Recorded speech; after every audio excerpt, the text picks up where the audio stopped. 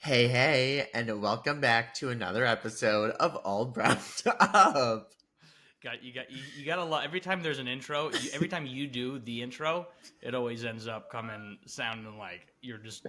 I don't even know. You're just like trying as hard as you can to not die laughing. Because usually I am dying of laughter. Like, you guys, by the way, don't even know because we tried filming an episode last week. And Wait, hold on. Before we get there, let's just do a quick introduction here to the third man who's to the right of us, or the left, I guess. Today we are joined by a very special guest, family friend, Yitzy Spero, Yitzchak Spero, for extraordinaire. Yitzy Spero, for those who knew him from the Alterheim, myself and Sheldon included. Welcome. Thank you. We wanted to have Yitzy on. I reached out a while ago because when Sheldon and I started thinking about guests to have on, we've had a couple of great guests already. It was kind of my turn to try to, to bring someone on. Sheldon had brought the last two guests. It was my turn, and I figured he's also our cousin. You're not like it's like he picked you on his team. It's like we were at recess. I call him on my team, so he's my trophy. I brought him here. Hey, hold on. I would say it's the opposite. He's literally our cousin. I didn't just reach out to him because he's my cousin. We have many cousins. Reach out to him because he also happens to have a very interesting story. And a very cool story. And thank you, Sheldon. Yeah, so correction. Anyway. So we wouldn't have reached out to you if you were just related to us because we didn't really care. But because you have an interesting story, that's why. Because I'm the cousin with the coolest story. Well, obviously. The coolest story, the CCS. Everyone can attest to that. But we all grew up within, a 3-4 block radius. We've known each other for a very long time, but it's great to have you on. And, your whole life.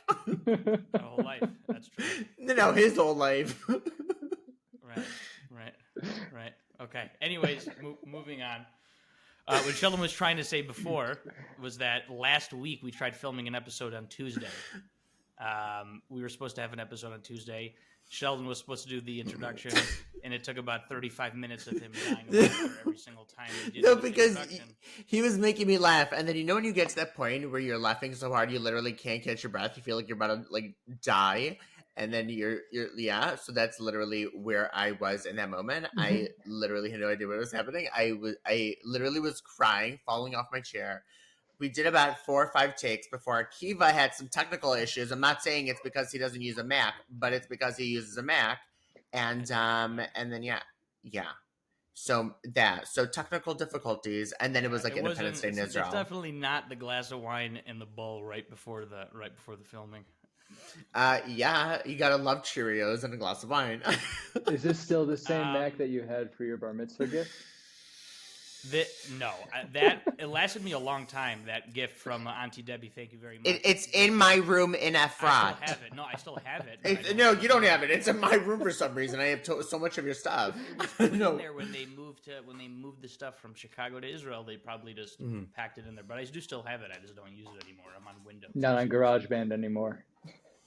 Not on GarageBand anymore. I used to be making that was the best. Me and Tragi, when we were kids, we literally thought. I remember being in my room illegally torrenting this software called Fruity Loops that DJs used because I was convinced we were going to be the next DJ duo. Me and Tragi sitting on there, just pounding Triscuits and cheese, just trying to make these beats. Cheez-Its. You love the Cheez-Its. Yeah.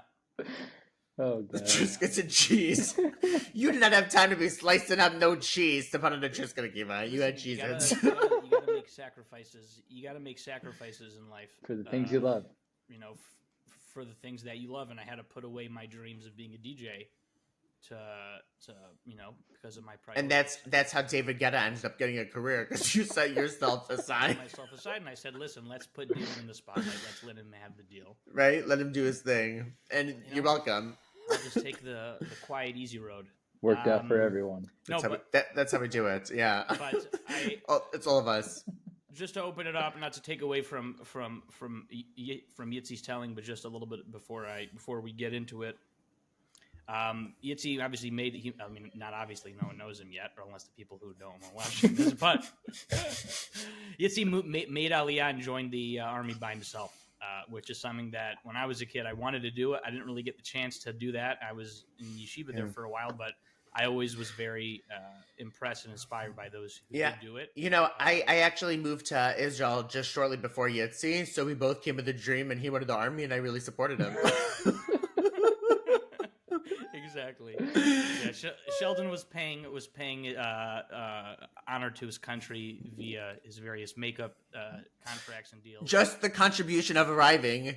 You're welcome. Just being here and gracing the land with your presence is offensive enough. But I really wanted to ask, first and foremost, when and how this sort of desire to want to make Aliyah and join the army started, and when the process, I guess, became real in terms of like, all right, I'm gonna start doing it, and then you did it.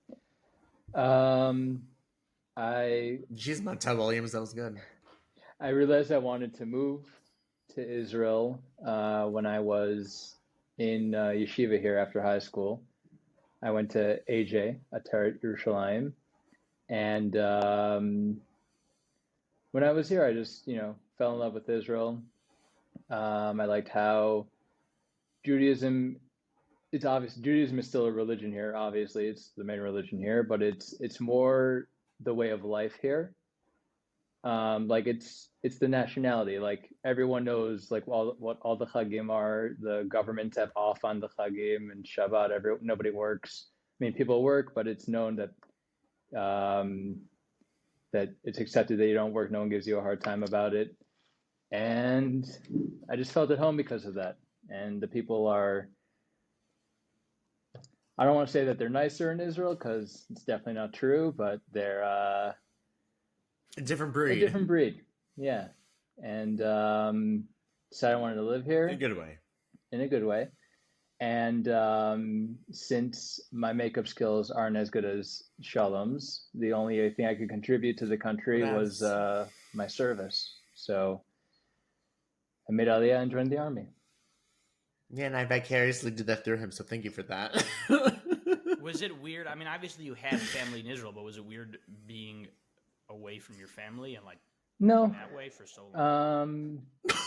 Not at all. Hold on. If Khani, his mother, if you're listening, you should probably like, wait, that was a really fast. No.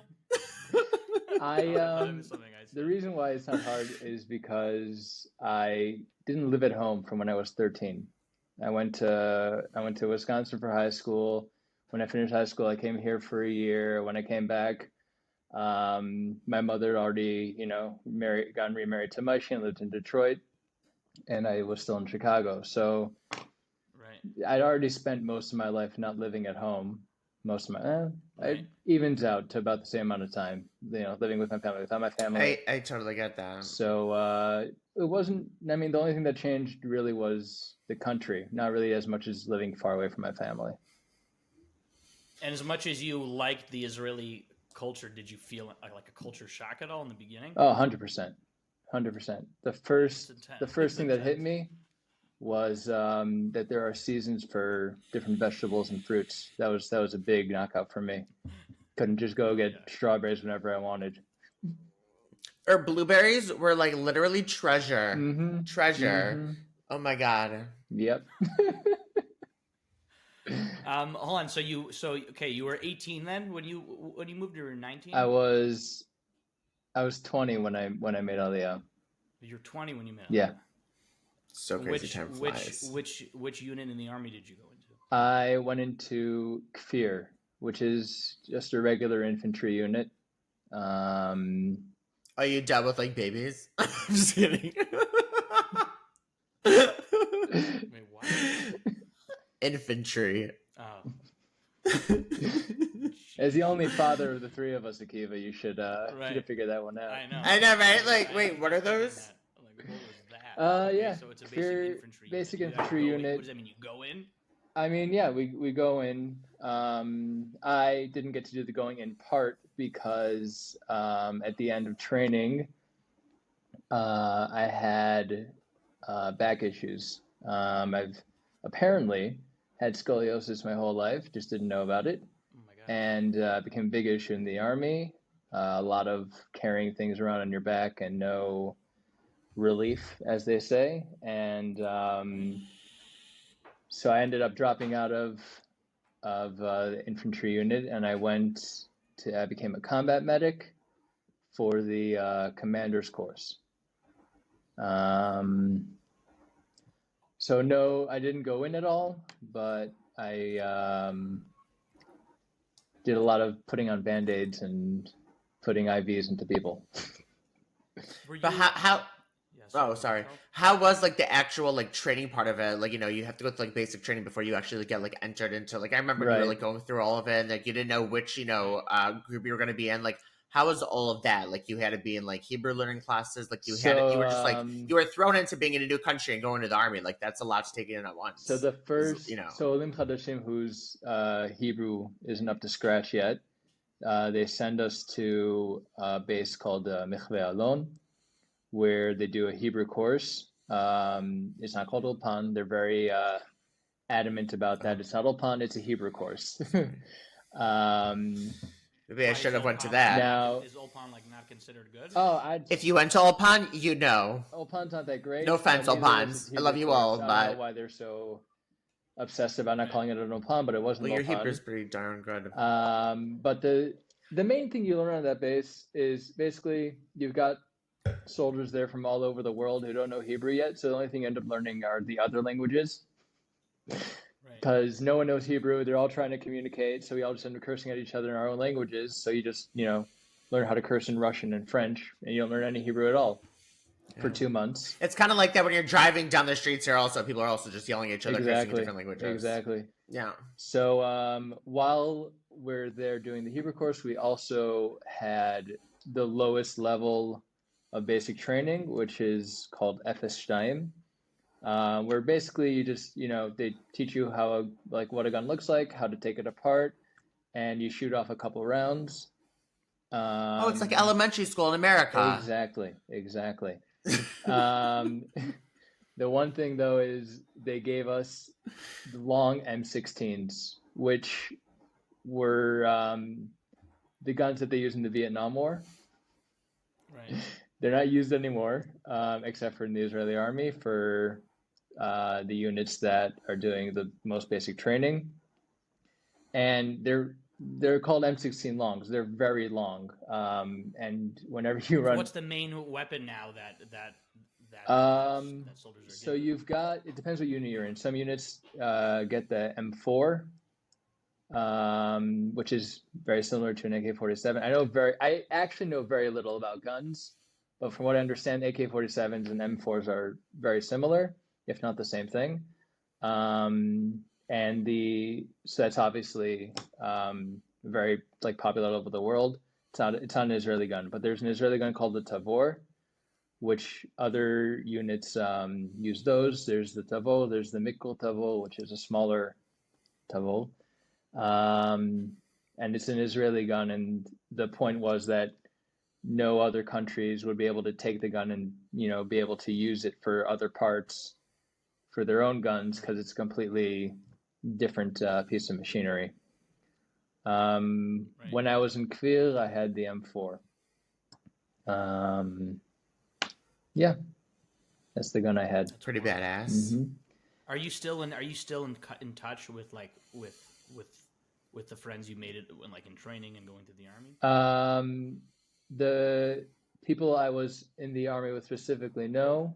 But when I made Aliyah, I made it with a program called Garin Tzabal. It's a group that helps people make Aliyah and join the army quicker than they would have done it if they had just made Aliyah with Nefesh B'Nefesh alone. So those people I'm still in touch with, like the people who are in my Garin, in my group. It's basically a few seminars before you make Aliyah, then we all fly in together and we live in the same place. Sometimes they put them up in kibbutzim. They usually put them in kibbutzim, but our group, they put us into a place called Faribim. It's right next to Sderot down south. So those people I'm still in touch with. But other than that, I didn't keep in touch with anyone from the army. And you met your wife in the group? Was she in the group with you? She was. She made Aliyah with Garin Sabah also. She was in my Garin from, she's laughing at me. She's from Australia. Hey, Hey. She got here from down under. from down under a day before me. She's very proud of that she's been in Israel longer than I have. And yeah, that's how we met. We met in Garin And you Sabah. guys made it onto the TV in Israel at your wedding, no? Or about your wedding? We did. I remember that. You guys were like the cutest. I saw their whole journey. I mean, not all of it. I wasn't stalking them and shit, but like, we all hung out a lot. And then like also I was in Israel then. I was in Israel then when you first came. very, very shortly. Oh, when he came, yeah. Yeah. For a while. No, your family were beginning of the dating first with ones to Michal meet later Michal. Yeah, you better work. Yeah, back when we were still friends. Yeah, we love her. Right? Friends. That's how it always is. Yep. Right. We decided to say we were friends, Yeah. and then as soon as your mother saw it, she's like, "You're not friends." Yeah. You're not friends. Okay. Yeah, you gotta love Joe. She's always she is one private investigator, that Okay, one. nothing She could be in past like her. CIA Miami or something. Nothing. I mean, I like literally she's the best. Yep. I remember also like when shortly after you got married, Corona hit and everything, and we were all into lockdown, and we all basically like fled to my parents' house, and we had like the best time. Yeah. Like I mean, heard it everyone was Corona. Was binge watching The Office. That's right. We were supposed to be there just for Pesach, and we ended up being there for like a whole month. We got there 2 weeks before, stayed a couple Literally. weeks after. It was the best time. We had so much fun. Yeah. Literally so much Great fun. show. like I'm saying Great especially show. like considering like the circumstances, like I would have been stuck in my tiny little apartment and stuff. Yep. And I would have been like losing my shit. So being able to be with other people at our parents' house, like it was the best. Mm-hmm. Thank God for like all It of that, seemed like much during more such crazy intense in times. Israel. The lockdown seemed much more intense than it was. Yeah, well, that's because in America it was a complete disaster because every state was doing their own thing. You could literally cross borders, no problem. You could drive from New York to California, literally the opposite sides of the country. No one's stopping you. There's no closures. Like it was a complete mess. Whereas here, It's like okay because you're you're wearing a mask. well, I mean, whatever. I don't want to get back into politics of this because whatever, it was all lab leak, and now we're pretending like that was normal and we've all moved on. But aside from all of that, yeah. No, what a disaster of a situation. So crazy. I feel like we all have PTSD from it that we don't even realize. Like we've all moved on, like everything is fine. And like that was not normal, like anyone. Like that was not normal. Was it mandatory vaccinations there? Like it wasn't really mandatory. It was strongly encouraged. There were some places that wouldn't let you in if you weren't vaccinated. Strongly I encouraged. had a couple coworkers who refused to get vaccinated, and nothing really happened to them. So whatever. We don't know if they're still alive, but no, I'm just kidding. But isn't it so crazy? Also, like, why is it like all of a sudden it's like there's no boosters they're talking about? When are we supposed to be doing like the next thing? Like, what is going on? Mm-hmm. Like, are we totally just pretending like all of that was just like, oh yeah? Like, I remember like people who were getting vaccinated. I was like, you're never going to be able to get in places. Like, sure, you're allowed to choose if you're getting vaccinated, but you're never going to be able to fly on an airplane. And now it's like you don't have to do anything. You don't have to show proof for anything. Like, we're all just like, oh yeah, we're past that. And it's like there's less cases, and people got tired of all the. Oh, I was so tired. All the rules. But I feel like I keep hearing about other countries that are getting hit like terribly, like Brazil apparently. Yeah, that's because the news still has to keep things going. Right. The real, deep part of the election season hasn't happened yet, so they have to keep doing other stories. I recently started seeing more people wearing masks. That's getting more common now. Like suddenly masks, people are just like walking around with masks more now. But only within the last couple weeks. If people are more susceptible, I totally understand that. Yeah, but it's like something I just suddenly start happening. Like it wasn't like people are like all of a sudden wearing masks now because of Corona. I mean, it might be because of Corona, but it hasn't been like a constant thing. Like people. You sure you weren't like at a masquerade ball or something? Those are very different masks. Covering different there was an parts. article that came out a while ago about how, or from someone about how masks aren't really as protective as they thought they were. Or like, okay, New Jersey. I think that was. Why do you think doctors have been wearing them forever? Akiva, and they still do.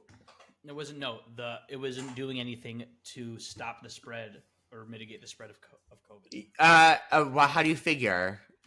If it's A whole preventing thing it, came meaning out it, on them. Let me get it up. Well, that mask did nothing people ever. kept flip-flopping back and forth on that the entire time Corona was happening, whether or not masks were effective. Remember the beginning? We didn't need them. Right. We didn't need them. They weren't effective, but that's because they didn't have enough PPE for the people who needed it. So then they were like, "Oh yeah, you totally don't need it." It was And all then it lie. was And we're only like, the "Oh, shit, N95 bitches, masks you work, need it." and then you can't get N95 because we're saving them for our emergency responders. And they're saying, Here we if go. you only wore an N95, you would have been fine. And then some places were like, if yours has a filter, you can't wear it inside. Like, it was always like something else. I'm like, bitch, just let me. Here we go. My favorite was restaurants. Hold on, restaurants. You walk in. Where's your mask? You have to wear your mask until you're literally sat at your fucking table, and then you're allowed to remove it. Like, oh, that makes sense. And then after you pay your bill, you put it back on to walk out the door. Like, what is like, what? It's like that video I showed you, Sheldon, when the guy was trying to get a coffee and they wouldn't let him in without a mask. Chris D'Elia. Yeah, we were talking about it last Work with episode. me here. Hold on. Here, this Such is a the joke. New York Times. The beginning of February. The most rigorous and comprehensive analysis of scientific studies conducted on the efficacy of masks for reducing the spread of respiratory illnesses, including COVID, was published late last month. Its conclusions, said Tom Jefferson, the guy who was the lead author, were unambiguous. There's just no evidence that masks, make any difference. But wait, what about N95 masks as opposed to lower quality surgical or cloth masks? Makes no difference, none of it. And he said, what about the studies initially that persuaded policy makers to impose the mandates that they imposed? And they said they were convinced by non-randomized studies, flawed observational studies. You said the author was Tom Jefferson?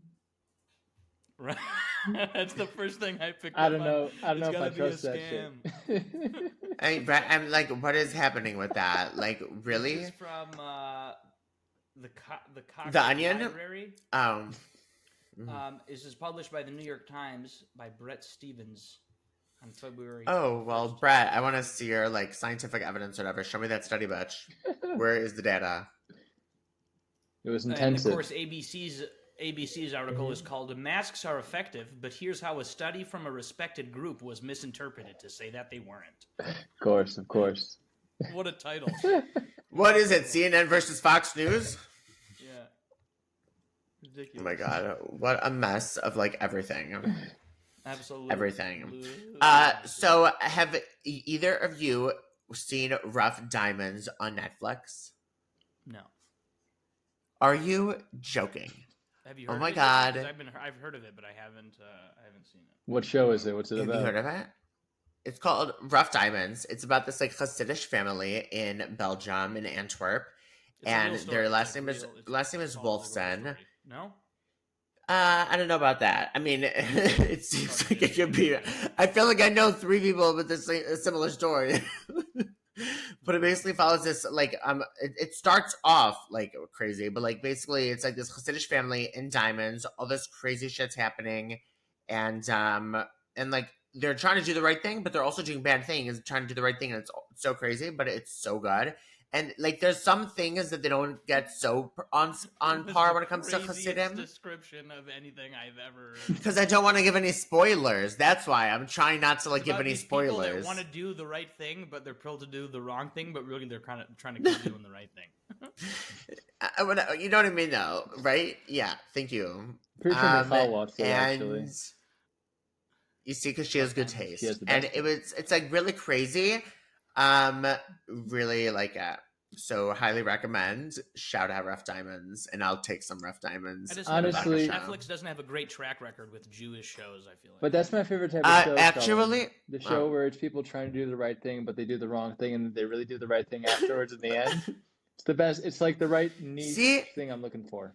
Akiva, is something not right with you that you're not understanding? Because clearly Yitzy understands me. We're like level. There's obviously a language barrier, a communication barrier here. Yeah, it's called English. Try learning that. It's like before you joined. Yeah, Yitzy, go ahead. To get. We live together in a quarantine. He gets me. To get controversial and on your level, Akiva, it's kind of like Mishichism. or however you want to say that. Like people trying to do the right thing, but the wrong thing, but doing it the right way in the wrong way. Yeah. It's true. That's a good analogy, actually. That is a very good analogy. About 3 minutes before we went live here, before Yitzy joined us. Before we went live. We're live. I mean, we're live right now. We're not live. Live from a studio audience. It's All Brucked Up. What happened to your dirty shirt? You were wearing a dirty shirt before we went live, and then you quickly changed it. Because you told me, you're like, what the hell's on your shirt? Is it dirty? Is it supposed to look dirty? I'm like, does it look dirty? He's like, I mean, you look like a mechanic. And I'm like, well, maybe I am a mechanic. Like, you don't know what I do with my life. So, like, they can charge you more money and ruin. Because I'm distressed, so it was befitting. Sheldon just changed because we really want that Eat Fresh sponsor. So you had to look good. Hello Fresh. Shout out to Hello Fresh. Eat Thank Fresh you, is Subway, my bad. Thank you. Yeah, no, Subway, I don't want you. I'm not like into like little children. Are you wearing a jersey right now? Is that mesh? What's going on there? It's a little bit of mesh on top, and it's a little bit of whatever this is on the bottom. That's what she said. Whoa, take it easy there. Take it easy there, boyo. Yeah, no, it's because the weather's actually getting warm here, Akiva. How's the weather back in New Jersey? It's actually been pretty nice, and what I've noticed over the last few Hold on. For someone from New Jersey saying it's not that bad, what's not that bad? 60s. When you say 60s, do you mean anything past 60? Yeah, it's hitting 65. Like 61? A couple weeks ago. The last few years in New York and New Jersey, it's been snowing less and less. And this year, it snowed one time by us. There was snow on the ground for, I think, a day and a half, 2 days. It melted away like 2 days later, and that was it. It hasn't stuck since. Oh, shout out climate change. So yeah, we Shout had out snow. global warming. We had snow about what was it, Sheldon? 4 years ago, 5 years ago, something like that, maybe. I don't have snow in Tel Aviv, though. We don't have that here. We don't do snow in Tel Aviv. We had that 1 inch that shut the entire country down for a month, but that was it, really. Shuts it down. Also, with stone streets and shit, they don't have any plows or anything like that. So it's literally cars are like freaking the fuck out. When I was in yeshiva in Beit Shemesh, it snowed in Jerusalem for the first time in a long time, and people just didn't know what to do. They were freaking out. Buses couldn't drive. It's the same way when it rains here, though. Trust me. Try driving in the rain here. Everyone literally they completely lose they have no idea what the hell to do. It's a nightmare, and I don't know what the hell it is. It's like rain triggers something in this country. It's anywhere. Shout out my Israeli drivers. It's anywhere where you're unprepared. When I was in Memphis in high school, also it rarely snowed. So when it snowed when I was there, they don't know they don't have trucks. They don't have salting trucks and plows. Right. In Chicago, we would have 3 feet of snow in middle school, and it's like, bitch, you have school the next day. Unless there's an Mom would let us take off once or twice a year a snow day because we rarely got them because they literally had everything in place. It was like, right. yeah, we ain't going there, dude. You're coming right to school. Yeah, unless it was an ice storm, that was the only thing that would get us out of school. It was the ice was too severe for us to do anything. We had no snow days in Yeshivas Tiferes Tzvi. Because Torah never has snow days. There's no snow day from Torah learning. Oh my goodness, I remember clear as day. Oh my God. Hold on. That just gave me PTSD what you just said because that just reminded me of learning Torah never ends. Let's improve. Now it's over. Shout out whatever that rabbi's name is. Yeah. Let's not dox any. Wasn't that camp? Yeah, let's not shout out any other rabbis there because let me just say, I can shout out a lot of rabbis from a good Midwest. I'm sure you'd all know who you are if you somehow happen to be listening, and God will judge you all, okay? And it won't be such a simcha, let's just say. Okay. I remember getting into my car in when I was 15 or 16, and it was so snowed over and icy, my windshield was frozen, so I was doing the old spray it with a windshield wiper juice to get the inch thick ice sheet off your windshield. Wasn't working. It was just freezing. And I'm wondering. The old trick. That move I always wanted to do where I literally had a the hole old trick that never this worked. big.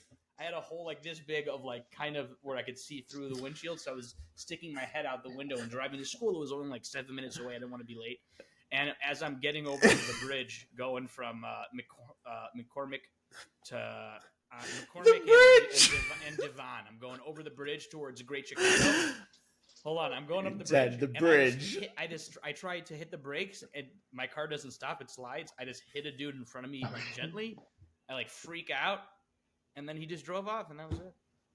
There you go. He didn't stop. He was like, I he was just like, no, die I'm late. because when people envision bridges, they think like a bridge, like the Brooklyn Bridge, all these Like the nice bridge going over from McCormick on Devon. No, that's just like a small little ramp where dead bodies are thrown over into a dirty river down below. Pretty damn famous bridge, Sheldon. You know what happened on that bridge? That's what we all do. That's what we do. Yeah, that's where we all throw. Yeah, exactly. That's where we all throw our sins. That's why it's like You know it. Mass sin explains a lot. We used to all just walk together past all the dirty motels, like that was normal on our way to Tashlach. Yep. Nothing gets the blood flowing quite like a communal sin dumping, Nothing, especially when you see people and you're like, "Oh, it's so good to see you. How you doing? Okay, I'm gonna go dump my sins now." Okay, it's like a weird exchange. My bar mitzvah hat mysteriously, unexplainably flew over the bridge one time, walking over there. So no way. Into the water? Into the water. I promise I was when that holding on happens. to my hat. I completely For dear didn't want it life. to happen. Was it that time we had a hurricane in Chicago, even though we're nowhere near an ocean? I'm not even sure there was even wind. I mean, unexplainable. It's something from the other side. I would talk to Tyler Henry, the medium who's on that TV show. He could probably tell you what happened. Not only was there no wind, the wind was blowing in the opposite direction. But Yeah. He still managed to... It was day, blowing detectives downwards don't onto know. his head. And the Chicago police are thorough. So, like... It's funny because the last time I bought a hat was in Israel. I got onto a bus, left it there, disappeared. That was it. A few days later, I bought a pair of Blundstones and boots. Went to the mikvah, for those who don't know, ritual bath before the Sabbath, just to get a little spiritual cleanse. For your I Blundstones. leave my Blundstones in there, brand new, 400 shekel. It's a lot of money when you're in Israel and you don't got a lot of money there.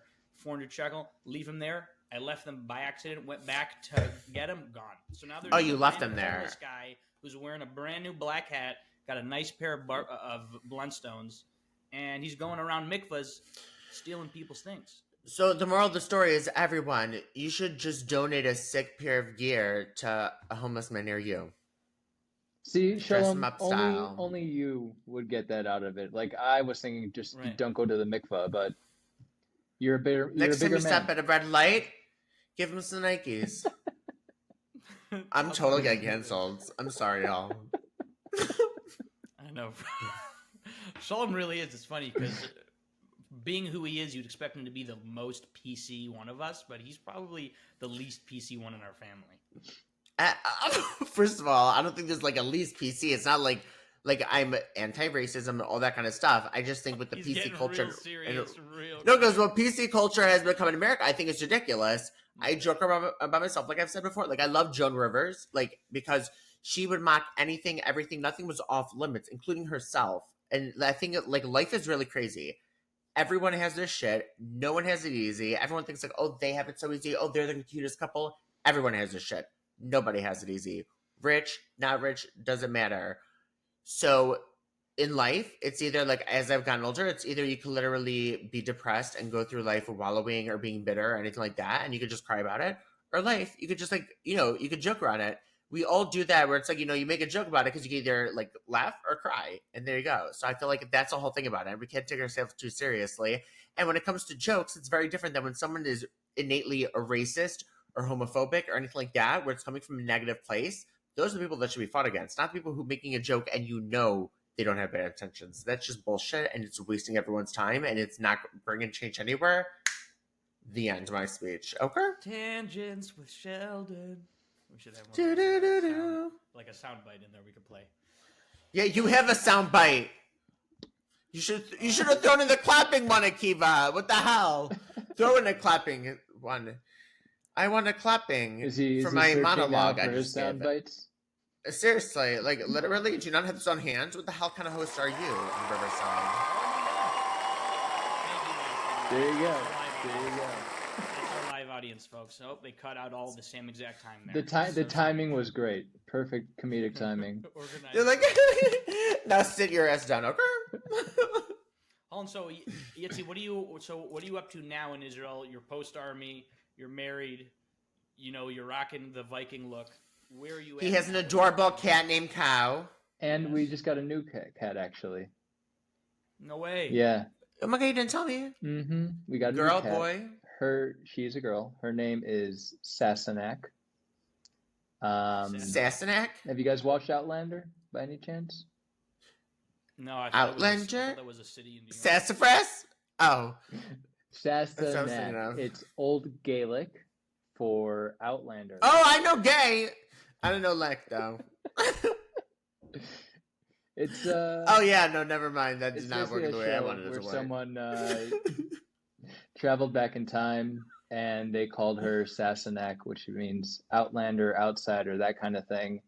And when Did you find her outside? when we got Sassenach, I was kind of getting the vibes of like a cat coming Sassenach? into a different cat's territory, a stranger in our midst, kind of like Moshe naming his son Gershon kind of vibes, So yeah, named her Sassenach. It's do you interesting. Call her for like short, like sassy. Sassy, snack, little bitch. I had those same nicknames for myself. All three. It's funny because when I got a cat, I never thought I would be like, I was never a cat person. Like when I have friends who are like, "Oh, you have a cat?" Like I'm not a cat person, no offense. I'm like, no, like I never thought I would be. But I happen to love animals in general. But she was like, I think I talked about this before in the podcast. But she was like a baby, just size of my thumb. Long story short. But I was trying to name her. Like I always felt like, ooh, maybe if I get an animal, because I have a dog Milo. So I was like, ooh, if I ever got another dog, I'd name him Otis, like Milo and Otis. But then I got a girl and she was a cat, and I was like, well, what do I name her? So I'm like, well, I can't do Otis, so Milo and Otis. So I was like, ooh, maybe Odessa. And then I was like, oh my God, no, what about Tessa? And then I was like, oh my God, Contessa. And then I was like, oh my God, Cunt Essa, Contessa. Yeah, it never works out And that's the how way I you got think her. it would. Like our first cat we named Cow. You know how cats are. For obvious And reasons. we were like, oh, the next one we'll name like some other animal, like, lemur, wallaby, something like that. But yeah, we did not go that direction. Ooh, at all. Wallaby is cute, actually. You can take Wallaby it. the cat, but it's more of a male cat, Wallaby. They call him Wally for short. Yeah. I've been really, really wanting to get a pet, a dog specifically, but I don't know if, and if it did, when it Is this to replace your kids or in addition to? Right, that's what I'm saying. I'm like, you literally already have 3 children and a dog. It's like, when are you gonna have time to sleep or function? It would be nice to have another child that can't talk back to you. Yeah, you know what? By the way, if you want to place an order with me, I was just about to order one. When they can't talk, poop, cry, or anything like that, and it's great, and they ship overnight. I don't know. Let me know. Once you get a pet, you realize that they can Bogo. talk plenty. Lets you know exactly how they feel. It's an insane amount of work. Yeah, have you met Mr. Milo, Akiva? I have. I grew up with pets, and I've met many. But I Pardon really me, want rest to in get. peace. I really want a Connie Corso, those like massive black Italian mastiffs, guard dog. I really want to get one and have it train it as like a protection dog. Because really for being kids. in Lakewood, New Jersey. Really good with kids, but the second some danger. That's what Dad said about Rocky. I was about to say the Brooke Rocky family's got a lot of good experience with poorly guard trained. dogs. Right, he was poorly trained. Yep. Sadly, I'm still devastated. Shout out to Rocky if you're listening. I would have been flown out to do the training. Maybe things would have turned out a little different for that. I wanted to take him, but I don't have my apartment's not big enough to be carrying him. I have a zoo almost. He wasn't put down. He was not. He was sent to a better home, but it was devastating for me. Devastating. A better home where he will be loved and appreciated and not neglected. No, not at all. Not at all. Oh my God, no, I'm gonna be devastated. Like, I loved him. I was so sad, even though he did attack Milo once, and I literally nearly died. I still loved him. I could see Milo getting attacked and Sheldon just it was no. It was the scariest thing. I thought my life was over. Like, I'm gonna cry almost. If I didn't get my tear ducts removed, I'd cry. Like, it was terrifying. Was he biting him? Oh, they were Like just doing Milo that was crazy bleeding. growl back and No, forth. Milo was Why? bleeding. Why were they like? What sparked the fight? There was like a piece of food or something, but like Rocky like it jumped on him. It was petrifying. Like it was like one of the scariest like things I've ever seen, experienced, anything like that. Like I was Was he horrified. neutered? Horrified. At that point, yes, yeah. Right. But he was very defensive. He wasn't being trained right. I just like it really upsets me the whole thing because he was such a good dog. Right. He really was. That's wild. We have a Yeah. relocating to a power source situation here. No Hold worries. on. Yeah, I've been watching a fair amount of dog training, guard dog videos, but some of these guard dogs also, if you get them trained and don't do it yourself, they could be like. You don't even have a dog, and you're watching dog training videos. Yeah, I find it fascinating. Okay. You don't even sell diamonds, and you're watching rough diamonds. I don't No, sell them. he's a I Jew and get he's them. watching Jews. No, but it makes me so nauseous. Like I can't with any of that. Like I don't like it's just so sketchy. Just like the whole salesmanship of everything and like the like I don't know. I don't like any of that. Like I don't like totally know what that means, but I also kind of do. So yeah, okay, a lot of people have been telling me this. Like, I feel like I need to invent a dictionary or like Sheldonisms, like to explain what I mean. It's really simple. Sheldonism. It's really simple. No, I totally understand. I was actually watching. I saw a YouTube short yesterday of these two guys. I don't think they were Jewish. The guy who was talking, he sounded like he was from somewhere in Africa. But anyways, Someone from Africa can't be Jewish. Is that what you're saying? No, I just don't. I'm pretty sure that's what you were saying. Because the way he was. No, I'm just trying to be a Twitter commenter. Sorry. But he said he was talking about how Jews have this thing called fargin, which is obviously a Yiddish word. The way he interpreted it, the way that he explained it. What is fargim? Fargin. It's Yiddish. I think it means to like let things. I'm not totally sure. It's a country-yessy song my kids listen to. I think it means to like let things go. Maybe it's Shout out country yessy. Yeah, fargin basically means like to let things go. Basically, I don't totally know what it is, but hey Alexa, what's fargin? From allocation.com. Fargin is a Yiddish word that means to be glad for another person's To be glad for another person's success or happiness. Oh, okay. We were wrong. How the hell did she know what I actually meant? That's crazy. It said Yiddish and then explained the rules. I'm like, damn, you better work. Right. So basically, the guy was saying in the video that Jews have this thing called fargin, and that's why he was basically saying if a Jew has to go pick something up from the store, and there's a closer store that might be less expensive, but there's a store owned by a Jew, run by a Jew that they know, they'll go there and support them, and they support. I'm own. very like that. And the top comment was, that's just nepotism. And then I was scrolling through that thread. No, that's called helping out your community. Everyone could do that. That's how we always worked. That's how we thrived. We always helped each other. So many 30,000 people seem to view this, and then there were people in the because they don't have that community. It's a kind of a jealousy thing that they didn't have that. But trust me, there's a lot of shit that comes with that community it's too. Capitalism. You can shop wherever you want. You cannot say that I'm committing nepotism because I'm choosing to go to one store over the other to support someone in the community. It's the strangest thing I've ever. Seriously, because at the end of the day, if they want to, if like someone from the outside of the community, if you had a friend who owned a store, but it was cheaper at another store, wouldn't you help out your friend? Especially since we're living in an age where supporting minority-owned businesses is such a big thing, and we're very much a minority.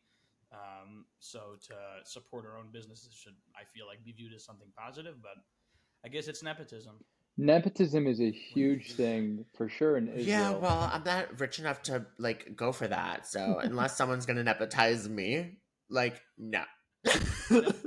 Nepotize me, please. That's how everybody gets jobs. It's like Captain Crunch, like crunchitize me, Captain, nepotize me, Jews. Oh my sad. Goodness. Oh my goodness! Is Yit still in? Are you still in here? Can you hear me? Yeah. I know, right? I'm wondering. You are saying... still there. I wasn't sure if you were like fell asleep with your eyes open, or like you were frozen or something, or you recently got Botox, or were just like. Nah, not yet. Because if you did it, we'd be on the same page. No, I'm just saying, like, nepotism is like a big thing here. That's how a lot of people get their jobs in this country, and just also bending just rules saying a not bit to not get yet? things in. Oh. It's the way of life here. What was the word in Yiddish? Fargin? Yeah. Something like that. Like in Hebrew, there's a word lifalgin to like do someone, like to spoil someone, do someone a favor, something like that. I guess it's a similar kind of thing. So can someone fargain me, bivakasha? Thanks. It makes sense. There's probably isn't mishuga from like Yiddish? Pretty Mishuga? sure, yeah. Right. Like, Yitzy, Yeah. what happened to your video? What happened to my video? Is it not on? it's on. Yeah, no. Oh, really? I'm man. not seeing it. Oh, interesting. No, we're still good. Oh, okay. Interesting. It's just you. Yeah. It's always It usually just is. me. It's always about me. It always just is me. I can't help it. I'm like Gretchen Wieners. I can't help it that I'm popular. But on that note, On your note. we already have hit the 45-minute mark. There it Flew on is. by.